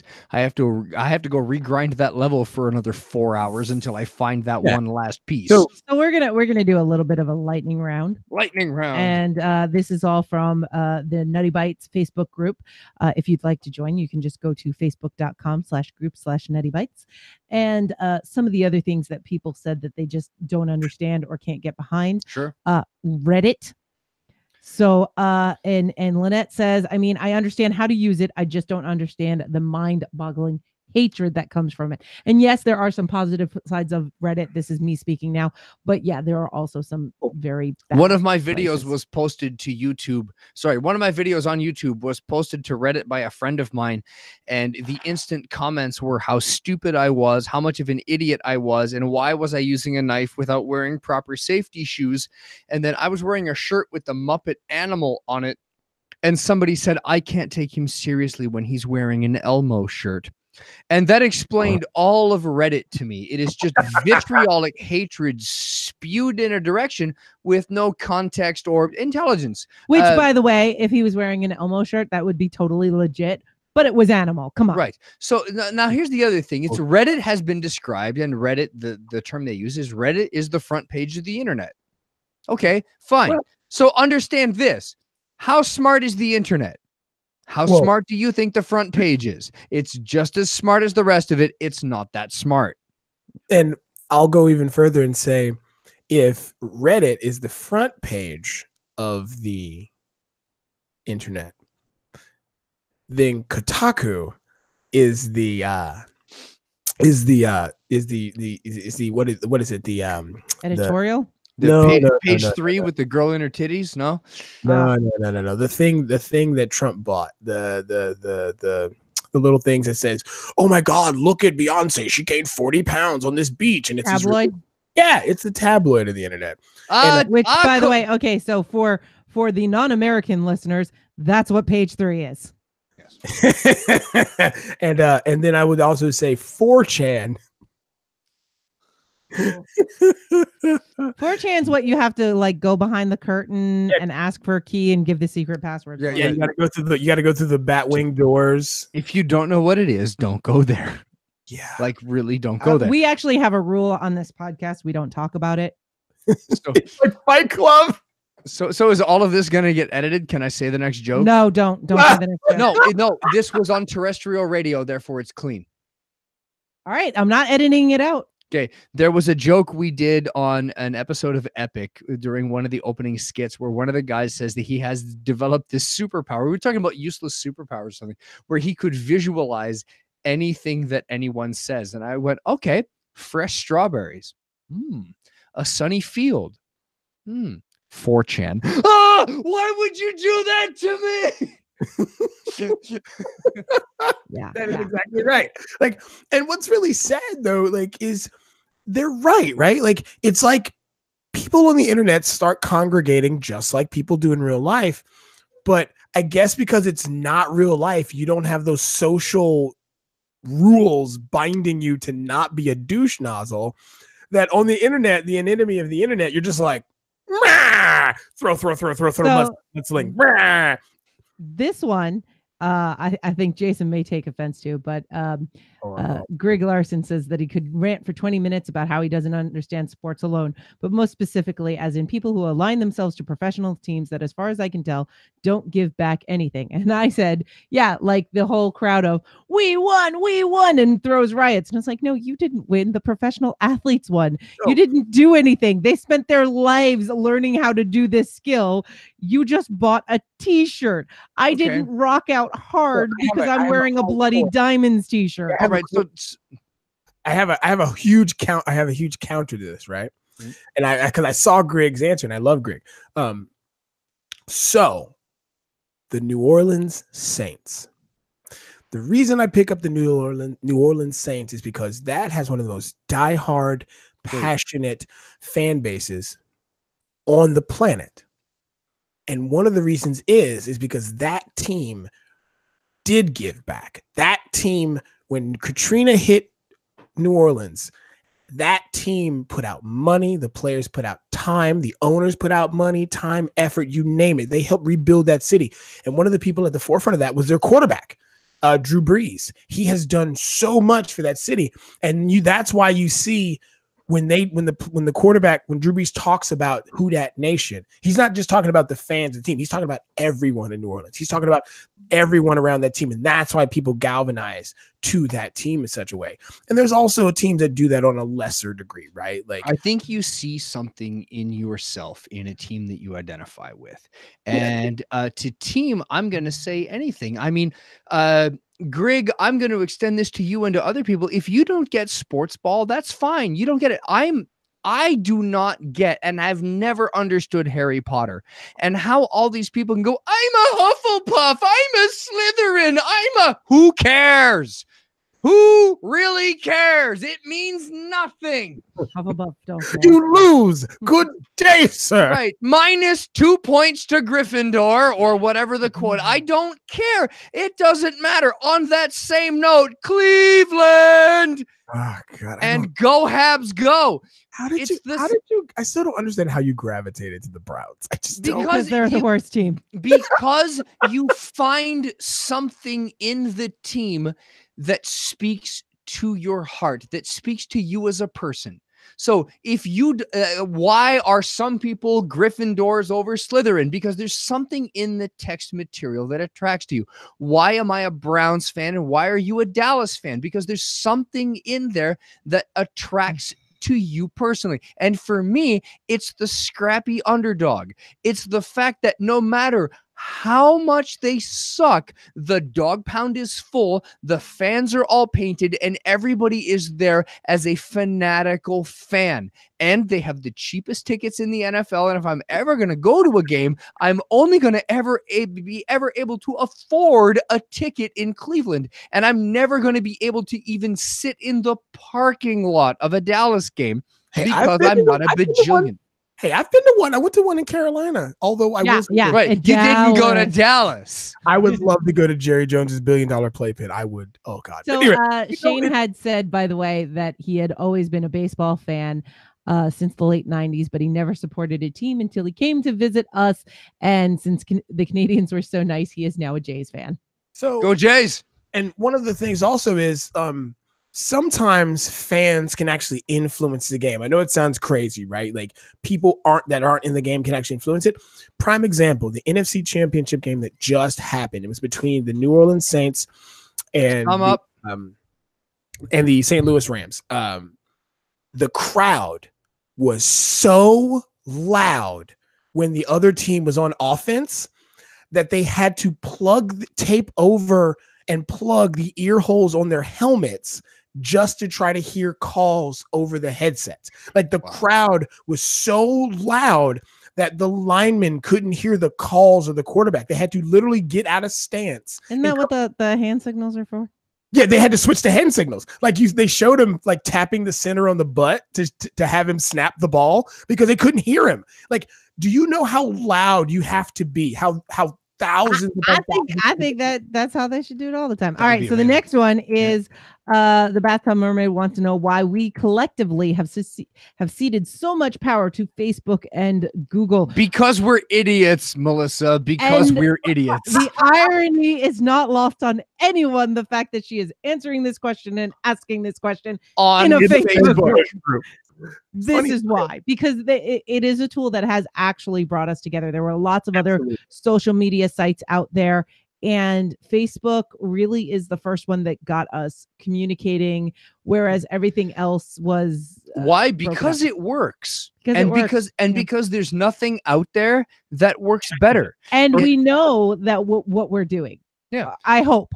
Some people don't know what they're doing. Now, the thing is that as time progresses, better solutions, better mousetraps come along. I mean, there was a time where we were all on name a failed social media platform here. LiveJournal.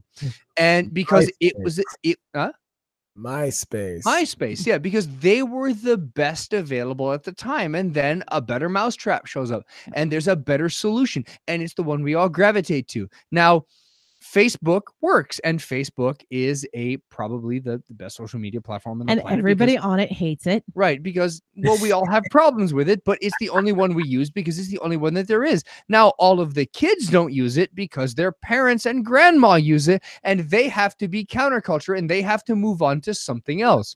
I'll tell you what I don't like. Instagram. I don't get it. It's a photo of my food. Who gives a crap?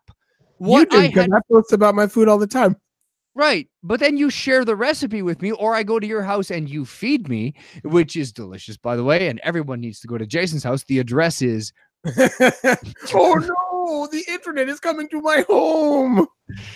I can just see this like convoy going down the road to state redacted to your house. Like if I keep this up, I had people at work today going, hey man, those nachos you posted on your Facebook look really good, man. Like, did you bring some of those for lunch today? It's like, no, I ate them.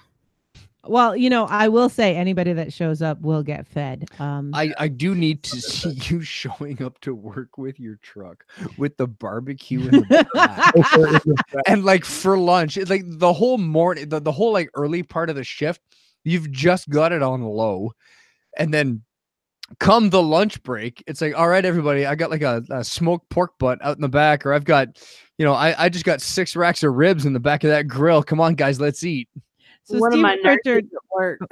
Go One ahead. of my nurses at work said I am no longer allowed to bring dinner that Jason has made unless I bring enough for her also. Sounds legit. Yeah. What did I bring? What did you She take? can get over herself though. What was it that I took? Was it the greens? No. What's the brisket? Yeah. It was brisket. She ate it on a biscuit. Oh. A brisket on a biscuit. Yep. That sounds good. So Steve Pritchard says the eternal struggle of people not using their directional signals in automated conveniences. I think we all have that. And honestly, we've all made the mistake too. We all think, use your signal. And then you look down and go, oh, my blinker's still on. Well, that's fine when I do it. Yeah.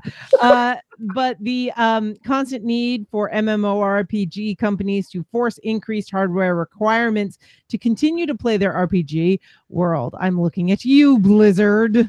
Yeah. So, yeah. Oh man. And the thing is, half the time they're not really needed. Now, I will say, to be fair, the first time Blizzard did it, I can't remember I think it was Mists of Pandaria was when they first actually updated how WoW looked, because WoW had been looking the same since like 11 years previous. Yeah, it looked like hot trash, and now it's a really pretty game. So I'm glad they did it, but I feel like they shouldn't have to increase the requirements for a long time now. Like it's in a decent enough state, right? But I'll tack onto that one with saying when a company releases a new level of hardware, that their next software patch slows down the previous hardware. Yeah, slows down your phone or your tablet or your computer or your video card, right? Or your video card suddenly starts sucking because they want you to buy the new level of hardware. No, just stop doing that. Yeah, stop doing that. I get the fact that you need the money. That's great, but I paid money for this. And if I keep using it, that's great. Just leave me alone. Hey, just recently, it's funny you mentioned patching and stuff that's bad. Fallout 76, they did a patch, got rid of a lot of problems. Did a second patch to try to fix more problems, brought back the original problems. Right. Yeah. Was it the heavy bobby pins? Yeah. So Jay Langens, the man of 1,000 voices, says why people think that the lowest price for service will get you the same as the highest price. Yes, I will agree with that, because especially now with the ease of ordering things from China, and I am guilty of this myself, but through Wish and all of these other websites, it's, oh, look, it's a GoPro camera for like a third the price. It's not a GoPro camera. It's a low pro. Yeah. Oh, look, these are Copic markers. They are not Copic markers. They're not genuine even Ronex wash. Yeah. And I am all for, generic versions, as long as it's the same product of medication. Yeah. As long as it's that little blue pill that I need, I don't care what name is on it. I just need. All right, save that for your eggplant emoji. Thank you very much. Eggplant emoji. Squirt, squirt. Happy face. No, I'm kidding. So, but like Life brand medications, yeah, I'm all over that. It doesn't have to be, the Quaker brand oats. I can get regular oats. Up here in Canada, like No Name is the biggest brand. Well, No Name is so good. It's so good, but often, especially when it's a service and somebody is providing labor, the guy that, yeah, I could do that for you for $50, as opposed to the guy who's like, well, I've got all the permits and I go and I've got everything done correctly and it's this many thousands of dollars, you're going to notice a big difference. Well, dude, it simply boils down to you get what you pay for. Yeah. And sometimes, yes, it can be blown completely out of whack and be overpriced and not worth it. But like an RTC is just as good as a Yeti because it comes from the same factory. Yeah. And, people talk about how, like, prime example, right? People say, well, why would you want to pay, $300 a plate to go eat at Jiro Sushi? Well, he's a 3 Michelin star sushi chef, aka he is now the greatest sushi chef on the planet. So I'm going to be paying for. Yeah, he's the highest greatest. There's a big difference between Fogo de Chao, which I'm sure we're mispronouncing, and Applebee's. Yeah, you know what I'm saying? Like, we paid that $50-some a plate because we got endless delicious meat. Although I will say Applebee's is endless riblets or whatever they have is great too. But it's so in my world, it's you can spend $250,000 English pounds to get a shotgun made by a company called Holland & Holland, and it's made bespoke with the wood you want and the metal engravings you want and the shape that you want to fit your body entirely perfectly. And it is a bespoke shotgun meant to fit you exactly. And the first comment on every YouTube channel about everything Holland & Holland is, my $300 Remington shoots just as good as that gun and kills the birds just the same. Yes, you're right. It does. But that's not why you bought it. Around a track, a Ferrari is fast. A Subaru or a Corvette will be just as fast or faster on some days. But that's not why you bought the Ferrari. And that's not why I want a Ferrari. Guess what? The V8 in a Corvette sounds sweet. The V12 in the Ferrari sounds a lot better. And that's why I bought the Ferrari. Yeah, it's, I'll bring this up. It's one of the reasons, like, you can watch all kind of YouTube videos and things on the internet about cars, but one of the reasons why Top Gear and now Grand Tour is such a worldwide phenomenon is because you actually have dudes doing the thing that you want to do. They're just taking those cars around a track and having a blast with it, right? Like, and they're making fun of it. And it's just one of those. How they've described it. It's old men cocking about in cars. And now I gotta edit that. Thank you. British slang. That's British slang. It's British slang. That's fine. No, that's American slang as well. It's just it's not as bad in England. That's because they're great. Okay, hold on. Clean audio. Old man roostering about in cars. There we go. But yeah, and that's why you can oh man, this is a great one. Top Gear America versus actual British Top Gear. But Top Gear America wasn't bad. All right, move on. All right, next one. So we're getting into the weeds here. Why do people complain about millennials and then point to an example of somebody from Gen Z? And what are Gen Z is children being called? So I know who I'm shouting out to get off my lawn. If they're younger than me, I'm yelling at them, Zach. It doesn't matter what they call themselves. Like every 6 months, they come out with a new term. I lost track. Yeah. I'm old. My brain doesn't work. I just want to go back to drinking rye. If you're younger than me, I'll just yell. I will say that it was until I was in my 40s that I discovered, I am Generation X, because it took forever for them to come up with a name for our generation. But generations are BS because they mean nothing. And when you lump people into generations, you're creating barriers, and they want us to fight amongst ourselves, because honestly, I don't think Zachman and I, or at least Zachman and Jason, are in the same generation, but I think that they have more in common than other people in their generation. We strive so hard to fit into groups, and you see this with music all the time. It's like, that's not dubstep, that's clown step. That's not clown step, that's Euro dark synth hop. That's not steampunk, that's diesel punk. Yeah, man, who gives a crap? It's a girl in a corset and goggles. We're good here. Did you like it? Yeah. Was she pretty? Great. Awesome. You liked it. It's steampunk. By the way, guys, kids, if you're listening to this, if you don't remember a time where MTV had music on it, we're talking to you. Editing to do. So much editing. So And then Zachman also said, is there a business benefit to being mean to your customers and end users? For instance, Microsoft, Apple, QuickBooks, Alphabet. Right. So EA to games, Zach, I can etc. answer is that no, there is no benefit in being mean, but there's also zero benefit in being nice to you, the singular consumer, when 68 trillion people bought everything everything under the sun. Yeah, so there's no benefit being nice to you when you're using Apple, you're going to continue using Apple. You're going to continue using it, and you're going to keep buying EA games, and you're going to keep buying Microsoft products. You're going to keep buying all of those things. So the real answer is no, there's no benefit in being nice to you because they don't care. Because they've already won. You're going to have to buy. I remember in my hometown. And it stinks. We agree with you. My hometown had 3 car dealerships. All 3 of them were owned by 3 brothers in the same family. So you couldn't get a deal at a car dealership because no matter what you did, you were going to give money to that family anyways. So they didn't care. So they would just be outright mean to you. Unless because you went to Hasselberg. Right, because they knew. Yeah.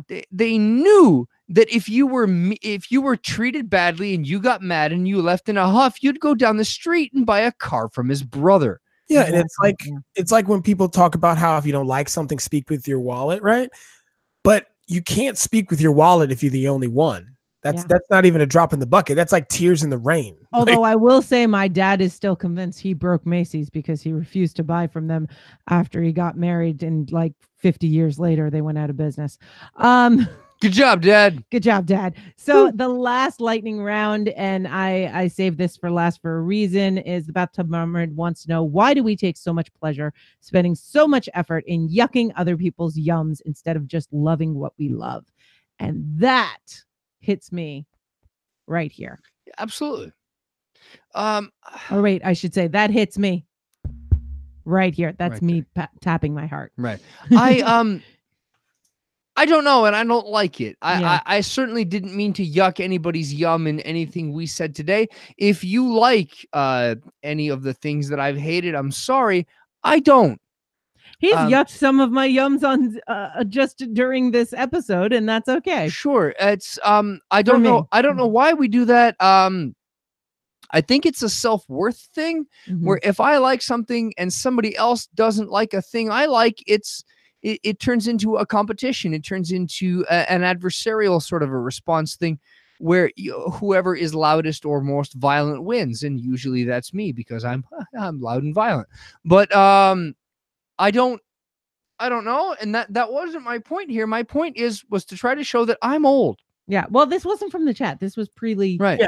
And my point is that I'm old and that just I don't get the world anymore and that it's changing. It's changing fast. There are trends out there that I don't like. But if you happen to be, if you're listening to this and you are the world's biggest fan of mumble rap, I want you to send me a message. Send a message to the Facebook group at the address that'll follow later and let me know. Let me know why it's good.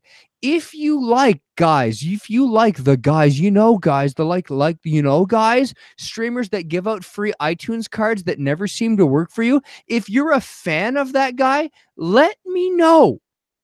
And if you communicate strictly in emojis, let us know why, but please use text because we don't understand the emojis. Right. If you are Supercar Blondie and for some reason you're listening to this and your review of the Devil Car 16 sucked and you want to show me that it's a really good car and you want to take me for a ride around Monaco, then reach us at the address that you hear at the end of this podcast and I'll suffer and I'll go to Monaco and I'll sit around in your crap car and I'll hear why it's so good. But I continue to wait, you guys. I will say one of the things that drives me nuts is when you're passionate about something and you say post it online or you show somebody and they go, you must have a lot of time. Oh, I hate that. Yeah. You know what? I have exactly the same amount of time you do, but this is worthy to me. So I have invested my time in it. You have invested your time in something else. And anything that you've invested your time in, anyone could say, oh, you must have a lot of time. It's what we deem worthy. And if somebody is showing you something because they're proud of something that they've done, you don't have to get it. You don't have to say anything. And I think one of the things also is that a lot of the times it's not necessarily yucking someone's yum, but people who like something and they hear someone say that they don't like that thing, they get offended by it because that person, they should obviously like it. Like, because I love it. I love it. Like, why don't you like it? You're terrible because you don't like it. Why are you bashing my time? You know, that's the type, sometimes people get into that. And, you know, it's funny, this came up because I just had a Twitter debate with Richard Jefferson about Fallout 76 because he was talking, because Jared E. Skinner posted, said, I'm thinking about getting Fallout 76. And I was like, get Kingdom Hearts 3 instead. And I gave a list of reasons why. Because when a game launches glitchy, it's rushed out to meet its corporate overlord's demands. It tries to buck the trend of a stable, well-known franchise, and it misses the mark. It's not worth a $60 plunge. And I want it to go on sale. Yeah, exactly. That was my big thing, was that it should wait till it's like $15 on Steam or something. And Richard Jefferson started saying, well, I'm playing it and I'm enjoying it. And we went back and forth. And I'm like, look, man, I'm not saying for him not to get the game. I'm saying that right now in the slate of games coming out in this world, there are much better things you could spend $60 on. But in truth, it's like you told your opinion. Rich told his opinion. Yeah. Why does there need to be further discussion? Because we like to talk and we debate. Okay. I know Rich and I love Rich. It's funny. Rich was talking about how, you know, he defended the game because so many people on the internet are bashing it. I'm like, yeah, I know. And I was like, but at the same time, like, as long as you come at something in a debate like we do all the time on here with logical, reasoned, rational arguments, then that's fine. Like, there's no problem with actual debate. There's no problem with actual debate. But the problem comes in is when people get so offended because you have a differing opinion. Well, and sometimes some people will take things personally that the other person did not intend, and it's good to have better communication. On the topic of taking things personally, I have one more to add to the lightning round. Okay. Swatting. I don't get that, and I think it's awful. So swatting, to the people that don't know, is that if you and I are playing a video game and all of a sudden you beat me, what I will do is then call 911 in your area, and I will find your address using some kind of internet means, and then I will call the police to your house saying that there's some type of drugs or guns or hostage situation that needs police intervention. And there are people that have been shot to death by the police for coming to the wrong address or by whatever. Or even if it wasn't coming to the wrong address, it just was false information. Right. But now, but these are all completely fake calls. So there's a guy, he's on stream, he's on Twitch, he's got thousands of followers, things are going good. One of the followers thinks that it would be really funny to have him raided right now. So they make a fake call to the police, and then you watch on stream as the SWAT team kicks the door down and arrests the guy for complete BS reasons. It's criminal. It's wrong. There is a case. You can't change my mind on that. There is a case right now in the U.S. courts of I think he's a Canadian, who was extradited. Oh, no. He got convicted. Yeah, he's guilty. Yeah. And there are cases right now going forward where you are getting very stiff penalties for this when you're caught. Yeah. You're going to jail. This is wrong. This is a waste of the policeman's time. And so I'm sorry you don't like me on stream. There has been arguments calling this behavior terrorism. And I will also throw in there that doxing is also something I don't get. I don't condone. What's doxing? That's when you find out information about somebody and you make it public. So somebody on Twitter you disagree with, you get their real name and address and phone number and you post that publicly so that people will harass them in real life. Right. I don't care who it is. I don't care if it's PewDiePie or like, and I don't actually mean that. I don't know what PewDiePie does. That's how old I am. I don't care if it's the guy that was showing dead bodies. Lucas Paul. Whoever. you don't do that. You know, and I talked about it earlier. A lot of the things that have changed between generations is because of what technology allows us to do now. And that is one of the things that we, as older people, don't get. It doesn't click with us, because when we were growing up, we didn't have that access. We didn't have the ability to do that. Like, if you had a beef with somebody, like, you actually might have fought that person. Like, you would have went and found this person and had a beef with this person. Now you can use technology to manipulate systems in place to have them do that for you. And it's criminal and awful. Before we sign out, any other lightning round topics that you just don't get? Hey, Jen, how do you feel about all these young folks being so interested in Alaska? You know what? Let them. Somebody asked me, by the way, I mentioned that you were from Alaska. Someone was like, oh, does she know about ice road truckers? That was it. That was it. That broke Jen.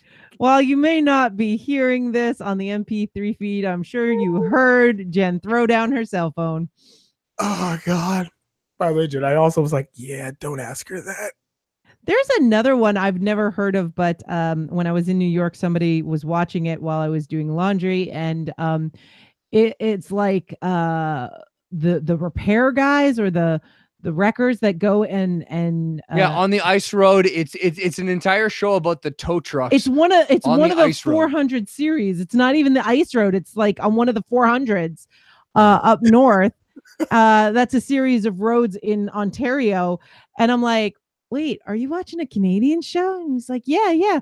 He goes, so Canadians, do they swear a lot? I'm like, well, you're watching Road Crew, so you're gonna have a lot more swearing. But yes, yeah. Swearing's not as big a deal up here. They swear a lot. We swear. There is a German general. There is a German general that was quoted as saying that the only way that you could ever stop the Canadian army was by getting rid of beer, getting rid of peanut butter, and getting rid of the F-bomb. And I feel like you should add poutine to that as well now. They didn't have poutine in the 1940s. Yeah. They should. So, any other lightning rounds? All right. Then on that note, yes, I'm totally stealing it every time I'm with you. This has been Nutty Bites. Please let us know. Listen to the details at the end. Let us know, what are things that you just don't get? Like, what is your communicating in only emojis? Is there anything that I got wrong and you need to either dox me and or swat me? Don't dox or wrong? swat Don't him, but dox send him angry emails. That's fine. Send me lots of angry Facebook messages about the things that I am just wrong about, because you absolutely love Mass Effect Andromeda, or you really like EA's microtransactions. Now, to be fair, if you do swat him, the Canadian police are very friendly. They'll be like, no, they'll kill you just the same. Oh, really? Yes. You are brown. No. Remember, I am brown. I will be shot dead in the streets. And he's currently bearded, so it's not helping. I'm a bearded brown man with guns in the house. I'm dead. So with us, we have had... Thanks. Oh, so that tickled me. We've had Jen and Jason from, and you can find us at the Talk Nerdy to Me podcast at talknerdytomepodcast.com. Find us on Facebook at facebook.com/nerdytome, and of course you can find us on Twitter at nerdytomepodcast. And you will find all the links for everything that Tech and I do in the outro that I have pre-recorded. Thank you so much for joining us, and we'll see y'all later. Bye. And thank you to Shane and the Bacon Man for joining us in the chat, and the legendary Blue Gamer. Get in contact with me if you ever want to be on the show. We can talk, Blue Gamer. All right. I'm an animator and a gamer, and no, I'm not a troll. Yeah, he wanted to get in on the conversation, but we were just wrapping up, so that's fine. Yeah. Don't swat me, bro. Yeah, don't swat us. I'm gonna send you that link you told me about earlier. Yes, please send me that link. So we're gonna sign off now, and the cleaned up MP3 version will be out in, like, I don't know, a week. We'll see. Bye. Bye.